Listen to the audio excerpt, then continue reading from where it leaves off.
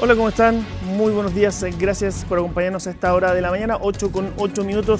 Comenzamos una nueva semana completamente en vivo, por supuesto, como siempre, en Agenda Económica AM. Una semana que, como todos los inicios de mes, viene cargada con datos económicos.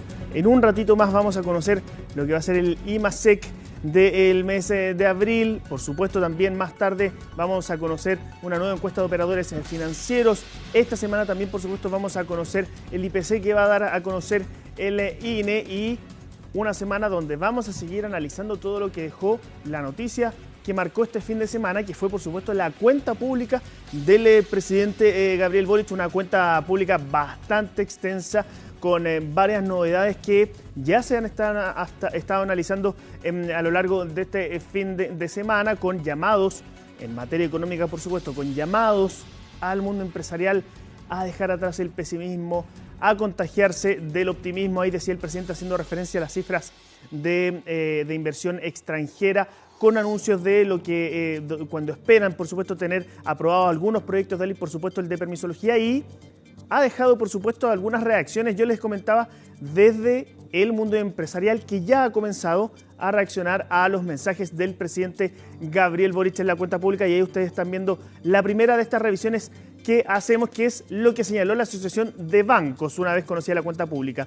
¿Qué es lo que señalaron desde esta asociación? Apoyamos el enfoque que el presidente Gabriel Boric ha puesto en el crecimiento económico, valoramos su decisión de priorizar la lucha contra la delincuencia y la inseguridad ciudadana.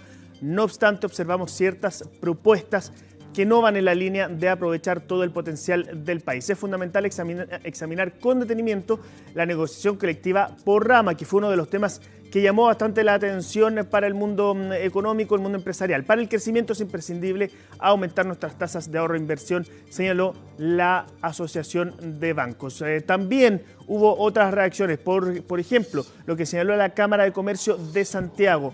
También en la misma señal que señalaba la Asociación de Bancos, el protagonismo otorgado a la seguridad es una buena señal, y entregamos nuestro respaldo a la agenda de medidas que ha anunciado el mandatario. Pero todo aquello requiere ser complementado con una estrategia explícita en control, mitigación y combate al comercio informal, que sabemos, y ahí lo señalan, se ha convertido en una vía fundamental para la comercialización de los frutos del delito y el crimen organizado. Uno de los temas, por supuesto, que ha estado en la agenda económica, legislativa también de nuestro país en el último tiempo. Y vamos a seguir analizando un poquito qué es lo que opinan desde el sector empresarial, desde el mundo económico, sobre esta cuenta pública del presidente Gabriel Boric, y lo vamos a analizar con un dirigente que ustedes conocen, que ha estado varias veces acá en el programa y que nuevamente nos acompaña para hacer este análisis. Ustedes ya los ven en pantalla. Ricardo Medes, muchas gracias por acompañarnos a esta hora de la mañana. Entiendo que desde el norte del país. Muy buenos días, Orlando. Sí, efectivamente estamos hoy día en Antofagasta, a momentos de que se inicie la Exponor, una de las ferias de la minería más importantes de Chile, sino la más importante incluso dentro del orden mundial también. Así que vamos prontamente ya a trasladarnos para esa inauguración. Excelente. Ricardo, comencemos. Quiero saber qué le parece, cuáles son sus sensaciones ya a un par de días de haber conocido esta cuenta pública. Hubo llamados al empresariado, yo lo señalaba antes, a dejar atrás el pesimismo, a contagiarse de optimismo. ¿Qué le pareció en grandes rasgos esta cuenta pública? Mira, yo creo que lo primero, nosotros en general somos siempre optimistas y estamos buscando las oportunidades que el mercado nos presenta. Entonces, desde ese punto de vista, siempre vamos a estar mirando con ojos muy atentos cuáles son esas opciones. Respecto a la cuenta en particular, bueno, yo creo que hubo coincidencia y bastante, que se ha avanzado en materia de seguridad, se ha avanzado en las leyes, por ejemplo, de robo de madera, la ley de usurpaciones, el estado de excepción en la macrozona sur, lo que ha pasado en la frontera norte, el desbaratamiento de algunas bandas criminales. Y yo creo que aquí hay que dar, particularmente en la macrozona sur, un paso más adelante. Hoy día se está conteniendo la situación, yo creo que tenemos que ir entonces avanzando hacia ir a la búsqueda y al encuentro de los terroristas, porque todos sabemos que igual andan circulando. Entonces creo que debemos pasar a una fase 2, por llamarlo de alguna manera, en ese sentido. Por lo tanto, yo creo que es importante reconocerle al gobierno que ha ido avanzando en cosas concretas por una parte y también en una agenda legislativa en función de la seguridad, y desde esa mirada me parece a mí que es importante hoy día un proyecto que es del comercio ilícito que está en el Congreso, que ojalá salga prontamente. Y respecto del tema económico, bueno, claramente, ¿no es cierto?, venimos de un año de un 0,2% de crecimiento. El propio Banco Central ha puesto algunas alarmas respecto de la inversión extranjera, y yo espero realmente y que gana sería que el optimismo que tiene el presidente de crecer un 2%, ojalá sea eso así, esperamos que sea así, siempre va a haber nuestra colaboración detrás de eso, por lo tanto creo que es un buen anuncio, ¿no es cierto?, para el país. No es lo que nos va a sacar de donde estamos, pero a lo menos crecer ya un 2% respecto a un 0,2% es una muy buena señal. Con esto de pasar a una fase 2 en materia de seguridad, ¿usted se refiere a que quizás sería una buena medida, por ejemplo, decretar algún estado de excepción constitucional en la macrozona sur? No, yo me refiero a que tenemos que salir rápidamente con el tema de las reglas del uso de la fuerza para poder ingresar a aquellas zonas donde se sabe que hay terroristas, ¿no es cierto?, que están resguardados de alguna manera, y hay que ir por ellos. Y al final del día ellos son parte de la delincuencia, parte del terrorismo que ha azotado todos estos últimos años en la macrozona sur. Pero también, y hay que reconocer todo el avance que ha hecho por la PDI en los allanamientos con aduana, cuando van... la semana pasada en Iquique, ¿no es cierto?, hubo un procedimiento muy importante con una dotación de muchos funcionarios de la PDI que fue exitosa. Entonces, es ahí donde yo digo, tenemos que ir dando ese paso adicional, esa fase 2, pero particularmente en la Araucanía, porque no podemos tener territorios dominados por el terrorismo. Ricardo, pasando a otro tema, usted también hablaba de, ojalá ser tan optimista como el presidente, de crecer a los niveles que dice el gobierno. ¿Usted cree que es viable lo que señaló el presidente de que durante este gobierno, y dijo, cóbreme la palabra, se pueda crecer a un promedio mayor que los últimos 8 años? Mira, yo en esto soy cauto. Cuando uno ve las cifras macroeconómicas, nos parece que están bastante controladas. Está controlada la inflación, ¿no es cierto?, producto de las medidas oportunas que tomó el Banco Central. Había un primer trimestre con buenas medidas. Sin embargo, aquí tenemos un tema que es el pronto pago del Estado, particularmente a empresas constructoras y a otros proveedores, porque eso significa inyectarle flujos a la economía, y eso sí que puede mejorar el consumo de las personas, y por lo tanto ahí se va generando este mecanismo virtuoso, ¿no es cierto? Y ahí, evidentemente, todo el resto se empieza a traccionar. Cuando hablamos de las viviendas que quiere dejar construidas y las que en inicio de construcción el presidente, bueno, aquí hay que ver qué está pasando con la construcción, cómo realmente ellos, mediante mecanismos de incentivos, pueden también avanzar en esa agenda. Yo creo que aquí claramente hay temas de flujo, hay temas de certeza también, hablando cuando vamos revisando la macroeconomía, vamos generando las certezas que correspondan. Bueno, ahí claramente no solamente va a haber inversión extranjera, sino que también nosotros, los que estamos aquí en Chile, que trabajamos día a día, vamos a ir generando nuestros propios procesos de inversión. Y esto, ¿qué tan importante es lo que han señalado desde el gobierno de que esperan ya para septiembre, ojalá tener aprobado varios de los proyectos que se han conocido como el Fast Track de la permisología? ¿Es eso lo que hoy día necesitamos para hacer esa reactivación? Es eso, y quiero decir que nosotros estamos apoyando ese proyecto. Vamos a ver cómo se puede destrabar el tema de la institucionalidad. Hemos hecho propuestas también en el tema del pacto fiscal. Nosotros el 2 de enero hicimos la propuesta alternativa que incluso aceleraba más y profundizaba en la baja en la tasa del impuesto corporativo para ponernos en el promedio de los países OCDE, en el 23%, contrarrestado con una tasa a los dividendos y a los retiros para provocar el equilibrio que el gobierno necesita. Yo no sé si esto realmente podrá salir en septiembre, es un tema que está hoy día en el Congreso, que se está conversando a nivel del Senado en lo que es el cumplimiento tributario, va a venir el otro proyecto de la renta, ¿no es cierto? Bueno, y ahí estamos nosotros porque técnicamente hemos ido aportando a esta discusión en ambos proyectos y también en el proyecto de la reforma de pensiones, que es el otro gran proyecto del gobierno, que evidentemente tiene una componente importante porque hay gente que necesita hoy día tener buenas pensiones y esa gente está esperanzada, tiene la mirada puesta en los políticos. Yo creo que aquí tenemos que tratar de lograr un buen acuerdo, no cualquier acuerdo, sino que un buen acuerdo que realmente permita tener mejores pensiones. Y en todas estas discusiones, bueno, en el último tema se abrió un nuevo, en el último fin de semana, digo, se abrió un nuevo flanco, de cierta forma, de cómo podría impactar a todas estas conversaciones el anuncio de los proyectos de carácter valórico que señaló el presidente. Un proyecto sobre aborto, un proyecto sobre eutanasia, que a gran parte de la oposición no le pareció bueno. Y hoy día se habla de cómo esto puede influir en la discusión legislativa. Más allá de que ustedes no participen directamente en la discusión legislativa, sí participan como un gremio, por supuesto, interesado, pero no participan de las votaciones. ¿Qué le parecería a usted que esto fuera así? O sea, que por unas normas que tienen que ver con otro ámbito de la sociedad se afecte la discusión de otros temas que son bastante importantes, como el que usted señalaba, la reforma de pensiones, las leyes del pacto fiscal. ¿Qué le parece a usted eso?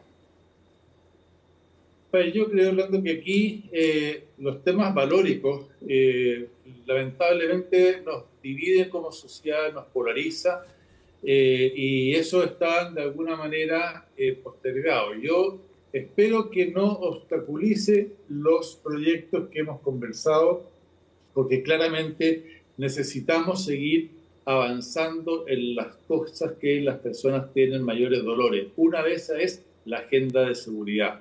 Y más allá del tema valórico que se discutirá o no, se aceptará un proyecto, que por lo demás el proyecto de ley del aborto se encuentra en el Congreso, está ahí, o sea, no es algo nuevo, pero me parece a mí que el foco, si ponemos tanto el punto de vista del gobierno como el punto de vista parlamentario, el foco en las personas, el principal dolor hoy día es el tema de la seguridad y por lo tanto me parece a mí que tenemos que avanzar en eso.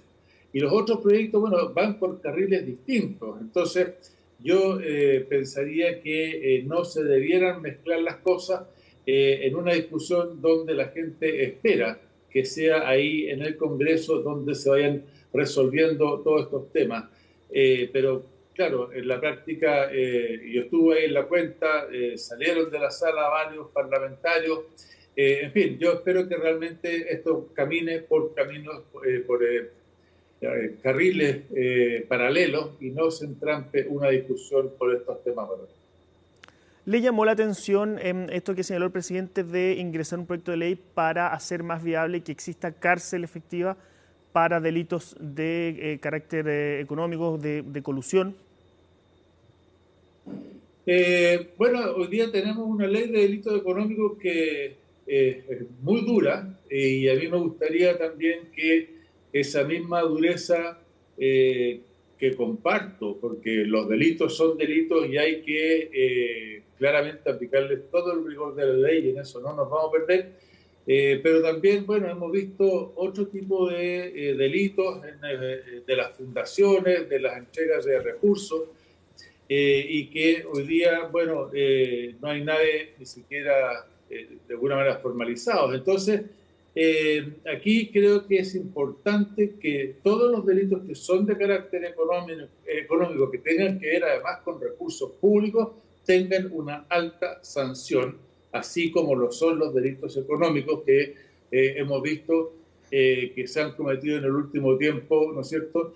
Creo que es tremendamente relevante que sean castigados con el máximo rigor de la ley, porque aquí lo que se afecta hablando es la fe pública, cuando hay estos delitos económicos, cuando hay empresarios o empresas que cometen delitos, eso afecta a la fe pública y claramente hay que aplicarle el rigor de la ley. Para eso las sociedades crean sus normas de ir, ¿no es cierto?, generando estos mecanismos que impidan o a lo menos no fomenten el uso de herramientas ilegales para enriquecimiento ilícito. Sí, muy importante, por supuesto, para estos casos que lamentablemente vemos que se repiten cada cierto tiempo, cada cierta cantidad de años, vemos que se repiten este tipo de casos nuevamente. Ricardo, muchas gracias por acompañarnos a hacer este análisis de la cuenta pública. Por supuesto, vamos a estar muy pendientes durante estos días de lo que pasa ahí en el norte de Chile, en Expo Nord, porque siempre en Agenda Económica estamos en todos esos eventos y vamos actualizando a nuestra audiencia. Así que muchas gracias. Muchas gracias a ti, muy buenos días. Bueno, vamos a una breve pausa y ya volvemos con más acá en Agenda Económica. Hoy día comenzó una nueva versión del Cyber Day, una fecha muy esperada, por supuesto, por todo el comercio, también por las personas que buscan aprovechar las ofertas, algunas de ellas también, y las recomendaciones para no caer en fraudes digitales, fraudes electrónicos que lamentablemente también son cada vez más comunes, en el informe de Magdalena Fonsalera. Estaba cotizando celulares, todo eso. Hasta el momento hay buena oferta. Viaje puede ser, pero más que nada ropa deportiva. Estaba un poco apretado, pero algo debería aprovechar de este Cyber. Llega un nuevo Cyber, un evento que se extenderá desde el 3 al 5 de junio y que tiene a varias personas expectantes, pero también muchos de ellos con cierta desconfianza respecto a si las ofertas realmente son convenientes. Generalmente los viajes no están tan baratos en el Cyber. Según yo, como que inflan un poco los precios. Hay veces que la rebaja no existe. Tiempo antes lo suben, después lo bajan y después suben y vuelven a bajar y llega al mismo valor que está en el ciber. A veces conviene comprar después del cyber porque los precios bajan más, así que ahí conviene más comprar a veces. Hay que cotizar. Descuentos que varias marcas aseguran que podrían llegar hasta un 70% en rubros como vestuario, tecnología, calzado, viajes, automóviles e incluso inmobiliario. Es en este contexto que expertos entregan recomendaciones. ¿Cuánto bajó el producto? ¿Efectivamente es una buena oferta? ¿Efectivamente yo entiendo cuál era el precio del producto antes de la oferta y entiendo cuál es la oferta del producto para ver si me vale la pena comprarlo ahora o efectivamente mejor esperar? Después ver los costos de despacho. ¿Cuánto tiempo se demora el despacho? Hay veces que se están vendiendo productos que no tienen stock, entonces se demoran varios meses en llegar los productos a la casa. Entonces revisar y decir ahí, esto cuándo se despacha, ¿en una semana, en 2 semanas, en 3 semanas?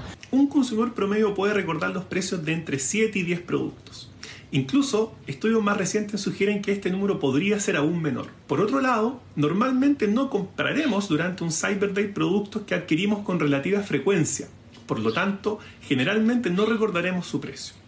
Por ello, una buena práctica durante estos eventos podrían ser que los consumidores compren productos que sean realmente relevantes para ellos, ya que por lo general conocerán la evolución de sus precios y sabrán reconocer, por lo tanto, si están o no frente a una promoción y qué tan atractiva es. Porque un 50, 60 o 70% de descuento suena sumamente atractivo. Pero, ¿cómo saber si la oferta es real? Hay sitios que lo hacen por ti. En Canasta.cl pueden encontrar un gráfico en donde pueden identificar cuando un producto tiene un descuento real.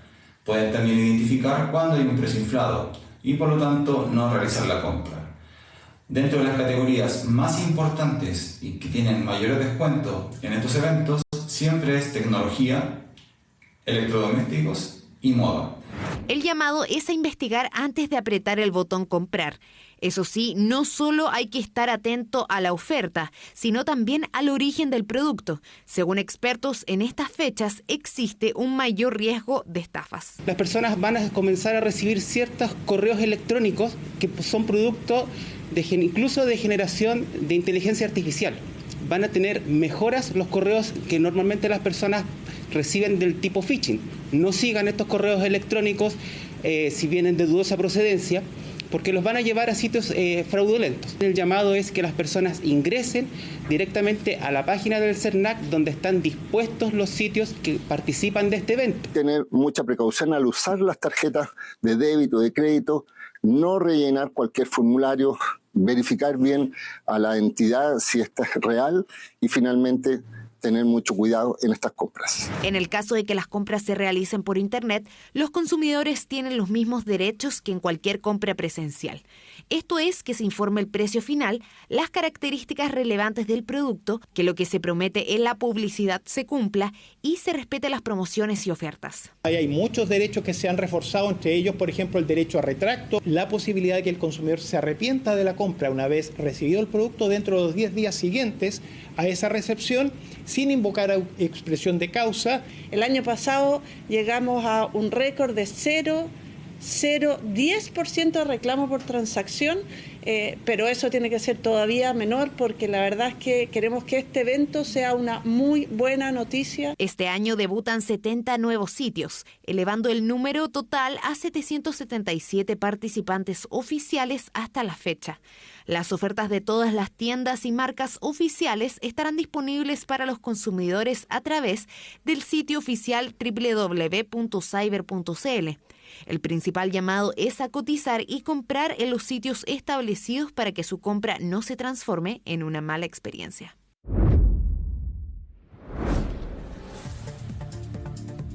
El Banco Central dio a conocer el IMASEC de abril de este año, que reflejó un crecimiento de 3,5% anualizado y la serie desestacionalizada disminuyó 0,3%. Esto se enmarca dentro de las expectativas de mercado. Sabemos que luego de las cifras sectoriales del viernes habían bajado un poquito las expectativas, que iban más o menos desde un 2,93% hasta un 4%, por lo tanto ahí, en la mediana más o menos de las expectativas se ubicó este IMASEC de abril, donde destacan el desempeño de los servicios y en la disminución del IMASEC en términos desestacionalizados se explicó por el resultado de la minería y el comercio. Por supuesto, durante el día y también en la Agenda Económica PM vamos a analizar los detalles y lo que implica esto también para el crecimiento del país, que sabemos está estancado y tenemos que ir trabajando en eso.